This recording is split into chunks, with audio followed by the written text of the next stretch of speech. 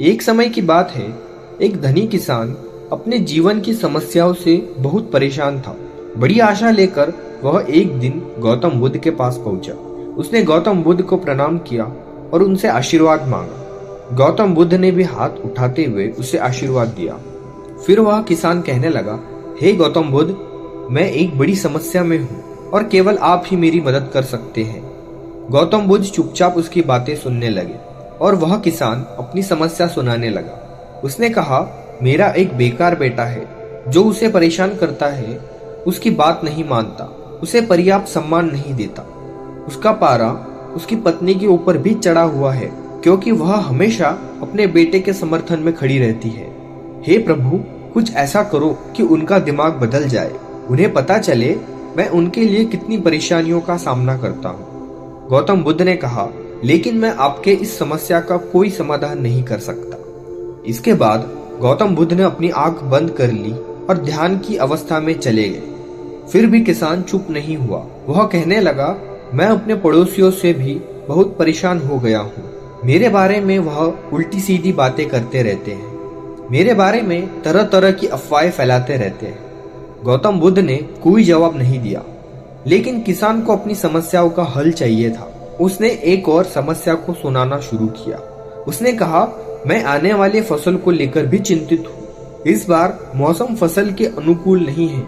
इसके अतिरिक्त हर साल पशु पक्षी भी फसल को नुकसान पहुंचाते हैं। मुझे लगता है इस साल फसल से मुझे मुनाफा नहीं बल्कि नुकसान ही होगा। गौतम बुद्ध ने बड़े शांत भाव से जवाब दिया, मैं इसमें भी आपकी कोई सहायता नहीं कर सकता। मगर किसान को अभी भी गौतम बुद्ध की शक्तियों पर विश्वास था, इसीलिए उसने फिर एक समस्या बताई, यह सोचकर कि शायद इस समस्या का हल उसे मिल जाएगा। किसान ने कहा, मैंने बहुत से लोगों को उधार दे रखा है, लेकिन देनदारों से मुझे पैसा वसूलने में बहुत कठिनाई हो रही है।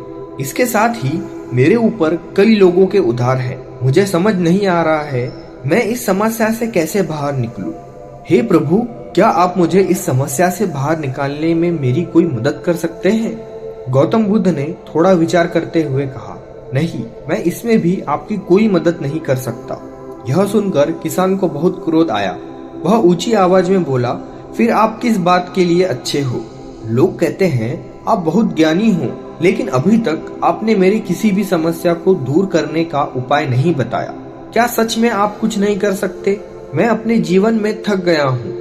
गौतम बुद्ध ने कहा, देखिए, वास्तव में हर किसी के जीवन में समस्याएं होती है, बल्कि हम सभी के जीवन में 83 समस्याएं होती है।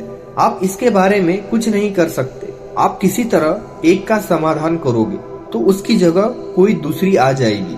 आपको समझना चाहिए, बहुत कुछ है जो आपके नियंत्रण में नहीं है, जैसे लोग, मृत्यु, मौसम। लेकिन अगर आपने 84 समस्याओं को हल कर दिया तो आपके बाकी के 83 समस्याएं अपने आप हल हो जाएंगे।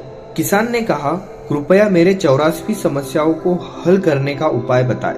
इस पर गौतम बुद्ध ने कहा, हमें पहले आपके 84वीं समस्या का पहचान करना होगा। किसान ने बड़ी उत्सुकता के साथ पूछा, कृपया करके मुझे बताएं, मेरी 84वीं समस्या क्या है? गौतम बुद्ध ने कहा, आपकी 84वीं समस्या यह है कि आप जीवन में कोई समस्या नहीं चाहते हैं। आप चाहते हैं कि आपके जीवन में 83 समस्याएं ना हो, लेकिन यह संभव नहीं है। समस्याएं हमेशा आपके जीवन का हिस्सा बनी रहेंगी। अगर आप 83 समस्याओं के साथ जीवन जीना स्वीकार कर लेते हैं, तब कोई समस्या नहीं होगी। यही खुशहाल जीवन जीने का एकमात्र तरीका है।